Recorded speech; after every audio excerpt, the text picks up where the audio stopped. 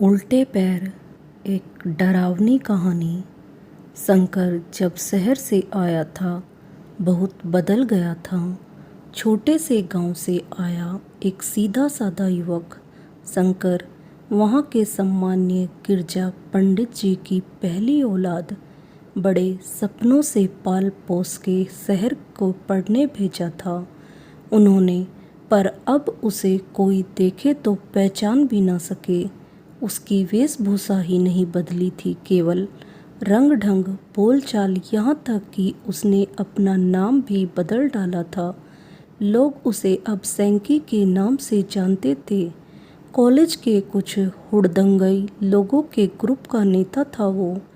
कहीं किसी को पीटना हो, छेड़छाड़ करनी हो, सबसे आगे रहता। लड़कियों के आगे इतना भोला बन जाता कि वो उसके जाल में फंस ही जाती। अभी उनके बॉयज़ हॉस्टल के सामने गर्ल्स हॉस्टल में कोई लड़की आई थी। पिया नाम था उसका। उसके दोस्तों ने सैंकी को चुनौती दे रखी थी, इसे पटा के दिखा तो जाने। पहले पहल सैंकी ने ध्यान न दिया, फिर एक दिन उसने पिया की फ़ोटो देखी। कितनी खूबसूरत लड़की थी। गोरा दूधिया रंग, कमर तक लहराते रेशमी सिल्की बाल, बड़े बड़े कजरारे नैन। वो अपलक उसे देखता ही रह गया। अब तो उसके मन में भी इच्छा जगी कि इस लड़की से तो दोस्ती करनी ही पड़ेगी, जिसे देखते ही पहली नज़र में उससे प्यार हो गया था उसे। सैंकी सुबह शाम गर्ल्स हॉस्टल के चक्कर लगाता, पर उसे साक्षात कभी न देख पाया। फिर किसी दोस्त ने बताया कि वो सामने वाले प्रियदर्शनी पार्क में सुबह शाम जॉगिंग के लिए जाती है। सैंकी को उससे मिलने की बहुत बेताबी थी। पहुंच गया सुबह वहाँ। जैसे तस्वीर में थी उससे कहीं ज़्यादा खूबसूरत थी वो। सैंकी उसके आसपास मंडराता रहा, पर उसने आँख उठा के भी उसे न देखा। बहुत परेशान हो उठा था वो। ये कैसी लड़की है, शायद पहली है जो उसके जाल में फंसने से बच रही थी। इसने तो आँख उठा के भी उसे नहीं देखा। ऐसे कैसे? सैंकी के अहम को बहुत चोट पहुंची इस बात से। वो चिड़चिड़ाने लगा था अब। बात बात में खूंखार हो उठता। चाह के भी पिया की बेरुखी उसे सहन न होती। जितनी कोशिश करता उसे भुलाने की, वो और ज़्यादा दिमाग में आती। एक दिन हल्का शाम का धुंधलका छाने लगा था और वो पार्क में घूम रहा था कि पीछे से किसी आवाज़ ने उसके बढ़ते कदम रोक दिए। एक सुरीली मीठी सी आवाज़ उसे पुकार रही थी, हेलो सैंकी। वो पीछे मुड़ के देखने ही वाला था कि आवाज़ ने उसे रोक दिया। पीछे मुड़ के मत देखना कभी भी, मैं वही हूँ जिसको बहुत दिनों से तुम पाना चाह रहे थे। बेसख्ता सा वो बोला। पिया हो तुम? वो सुरीली आवाज़ में हंसी। क्या बात है, दाद देनी पड़ेगी तुम्हारी, लेकिन ध्यान रखना कभी मुझे पीछे मुड़ के ना देखना, तो आप मेरे बराबर आ जाइए ना। सैंकी ने अनुनय की। नहीं, ऐसा नहीं हो सकता, वो बोली। क्या मैं इसका कारण जान सकता हूँ? वो दबे स्वर में बोला। इतना बोलने वाले मुझे पसंद नहीं। पीछे से आवाज़ का सुरीलापन कम होता जा रहा था। और हाँ, नहीं, पीछे मना किया ना, बार बार चेतावनी नहीं दूंगी। अचानक सैंकी को कोई मजबूत हाथ अपनी गर्दन पर महसूस हुआ। छोड़ो, वो गिड़गिड़ा उठा। हाथों की पकड़ धीमी हो गई। सैंकी बहुत डर गया था। गहरी गहरी सांस लेता वो आगे बढ़ने लगा। थोड़ी दूर जाने पर उसे लगा कि अब उसके साथ शायद कोई नहीं था, लेकिन पीछे देखने को मना था, इसलिए वो सीधा कमरे पर जाकर बिस्तर पर औंधा गिर गया। वो बहुत डर गया था उस दिन। कुछ दिनों वो पार्क नहीं गया। मन में अकुलाहट थी कि ये पिया ही थी या कोई और थी। हिम्मत बटोर आज फिर वहीं चल दिया। पार्क में आज पिया दिखाई नहीं दी थी। वो निराश भी था और रिलैक्स भी। चलो जान छुटी।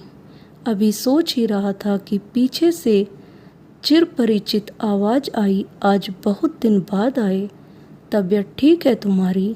शाबाश, पीछे नहीं देखना, समझदार हो गए हो, वो बोली। बीमार था, सैंकी कांपती आवाज़ में बोला। अरे डरो मत, मैं इतनी भी बुरी नहीं। चलो तुम्हें अपनी शक्ल दिखाती हूँ आज। अपनी नाक की सीध में चलते रहो, जब मैं कहूँगी तब रुक जाना बस। सैंकी यंत्रवत चलता रहा। सामने एक झील थी, वो आगे, आवाज़ पीछे। थोड़ी देर में झील के पानी में एक छवि उभरी, एक सुंदर लड़की की। वो पिया जैसी ही दिखती थी। सैंकी गौर से उसे देखता रहा। अचानक उसकी निगाह उसके पैरों तक पहुंची और वो चक्कर खा के गिरने को हुआ। उस लड़के के उल्टे पैर थे। तो क्या ये लड़की नहीं, चुड़ैल है कोई? हे भगवान, ये मैं किसके चक्कर में पड़ गया? सैंकी पत्ते की तरह सिहर उठा। क्या सोच रहे हो सैंकी? वो हंसते हुए बोली। कुछ नहीं जी, वो हकलाया। अब लौट चले। अरे इतनी जल्दी? अभी तो मिले ही है। शकल अच्छी नहीं लगी क्या मेरी? वो बोली। नहीं नहीं, सैंकी ने कहा तो वो ठाका लगा के हंसने लगी। सैंकी अब बुरी तरह उसके जाल में फंस चुका था। उसे समझ न आता कि क्या करे। बीमार, डरा हुआ रहने लगा हर वक्त। उसके दोस्त परेशान कि इसे क्या हो रहा है आजकल। एक दिन सोते हुए वो कुछ बड़बड़ा रहा था और उसके प्रिय मित्र ने सुना। वो रोते हुए पिया से खुद को छोड़ने की गुहार लगा रहा था। उसने अगले ही दिन सैंकी के पिताजी को टेलीफोन पर सूचित किया कि सैंकी किसी आत्मा के चक्कर में फंस गया है, आप उसे संभाले आकर। अगले हफ्ते अपने पिता को अचानक आया देखकर सैंकी को बहुत सुखद आश्चर्य हुआ। वो उनसे लिपट के फूट फूट कर रोने लगा। उसने कहा, पिताजी मुझे बचा ले, आइंदा कोई गलत काम ना करूँगा। उसके पिता ने सारी बात सुनी, अपने मित्रों से इस बारे में परामर्श किया और सैंकी को सारी योजना समझाई। योजना अनुसार सैंकी सुबह जल्दी ही पार्क पहुंच गया। थोड़ी देर में वो आवाज़ आई और वो लड़की उससे बातें करने लगी। आज फिर उसने सैंकी को सीधे अपने बताए रास्ते पर चलने को कहा। सैंकी चुपचाप चलता रहा। वो दोनों एक वीरान खंडर तक जा पहुँचे। हवा की सनसनाहट, सूखे पत्तों की चिरचिराहट उस जगह को डरावना बना रहे थे। कुछ चमगादड़ उड़कर सैंकी के कान के पास से तीर की तरह निकले। वो डर गया।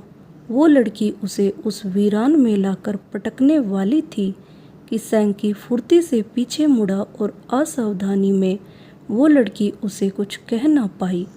मामला समझ आते ही वो गुर्राई। तुम पीछे कैसे मुड़े? मैं तुम्हारा खून पी जाऊंगी। इतने में ही उस चुड़ैल बनी लड़की को सैंकी के पिता और कई पुलिस वालों ने घेर लिया। इस अप्रत्याशित हमले के लिए वो तैयार न थी।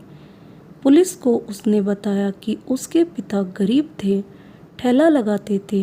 एक बार किन्हीं रसूखदारों ने उनसे उनका ठेला छीन लिया, उन्हें मार डाला।